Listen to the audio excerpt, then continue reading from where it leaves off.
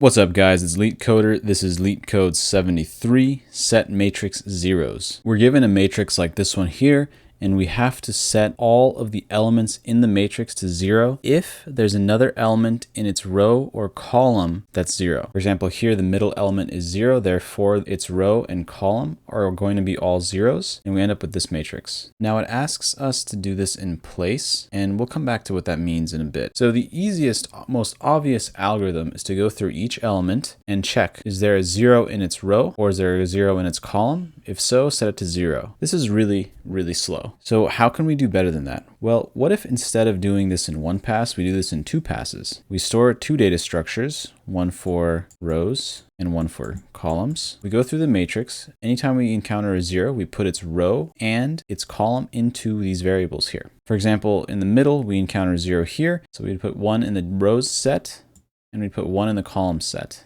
Then we do another pass through the matrix and we just check if the current row is in rows, or if the current column is in the columns, we just set it to 0 if so. And so this would be an O of M times N algorithm with a space complexity of O M plus N, because we are storing 2 data structures. One is of length M, the other one's going to be length N, worst case. And in terms of time complexity, we're just going through the matrix. Now we go back to the question. It says we must do this in place. So really what they're asking for is to do this in O of 1 space complexity. So how do we do this in O of 1 space complexity? Well, we cannot use a rows and columns set. So the idea here is that we need to set a flag essentially in this matrix anytime we encounter a 0. So okay, we get to the 1, nothing happens. We get to this one, nothing happens. Nothing happens, nothing happens, and we get to the 0. Okay, so we've encountered our 0 here.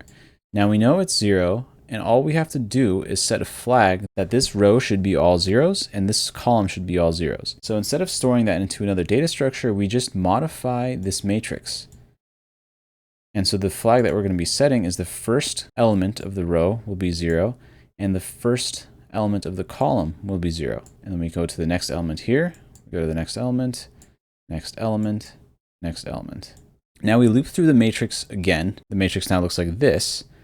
And from here, now we set the element to be 0 if the first element of the row is 0 or the first element of the column is 0.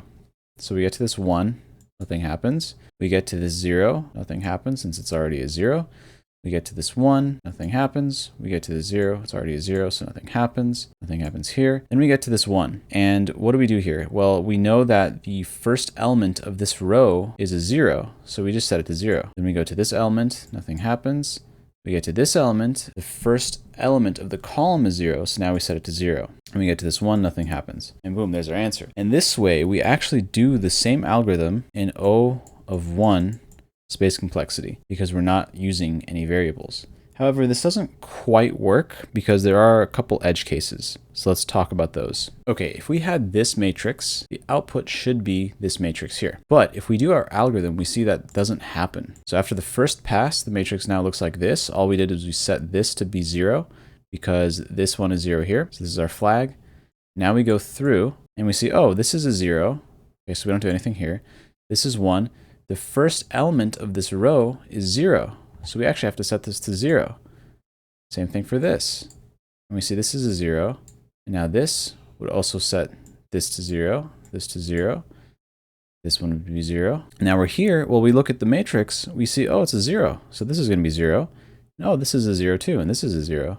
Boom. So the problem that we encountered here is that because we're setting the zeros as we're going through the matrix in order, it's actually going to affect the elements that we see later on in the matrix. Because now the first element of the row becomes 0, or the first element of the column becomes 0, and it's going to affect the later elements. So how do we fix that? The simple fix is to just go backwards. So we start with this one, and we see, okay, there are no zeros. We go to this one, no zeros that we need to worry about.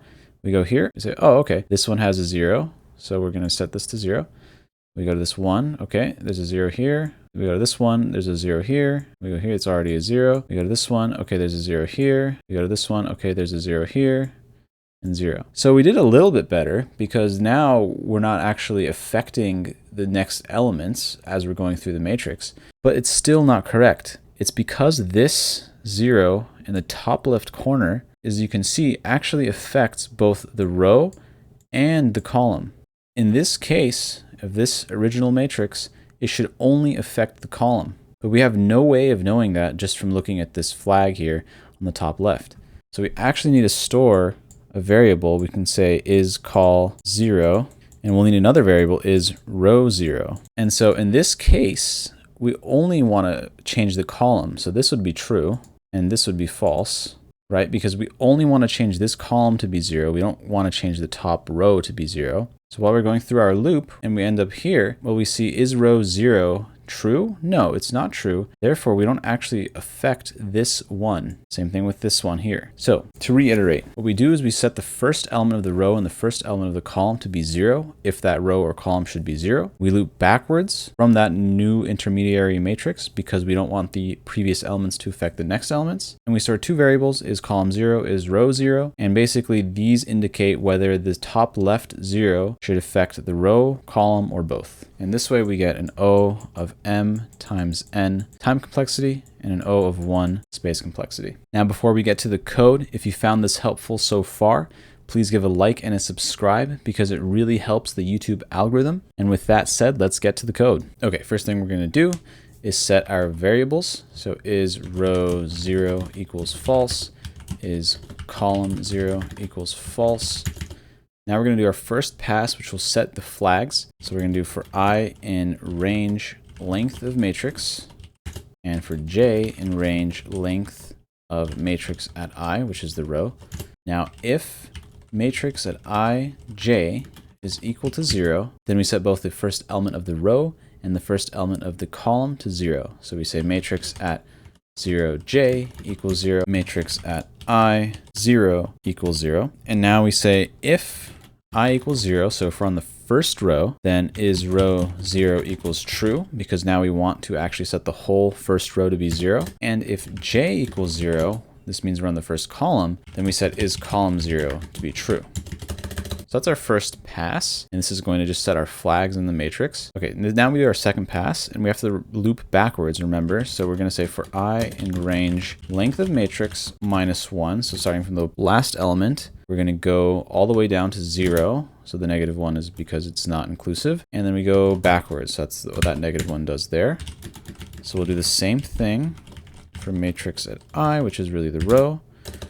And it's going to be minus 1, minus 1, minus 1. So this is just looping backwards. Okay, so now we're looping backwards. Now let's check if the first element of the row is equal to 0. So we say matrix at I 0 equals 0. So now we know we need to set this element to be 0, but only if I does not equal 0 or is row 0. And this is because, okay, so if we know if I is not equal to 0, we're not on the first row. Therefore, we're always going to be setting the element to be 0. If we are on the first row, then is row 0 must be true in order for us to set it to 0, because we don't want a column to affect our row. Okay, and then we can just say if matrix at 0j is equal to 0, then we say if j does not equal 0 or is col 0, then we just set the element to be 0. And that's all there is to it. The real trick with this problem is figuring out how to do it in place. And essentially, you're just limited to using the matrix that you have. So you have to use some part of the matrix. And then once you do the algorithm, you actually see it doesn't work for a case where there's a 0 in the first column or the first row, but not both. Then you realize you need to store some variables to tell whether to set the first row or the first column to be 0. And that's all there is to it. So if you found this helpful, please give a like and a subscribe because it really helps the YouTube algorithm. And I'll see you next time.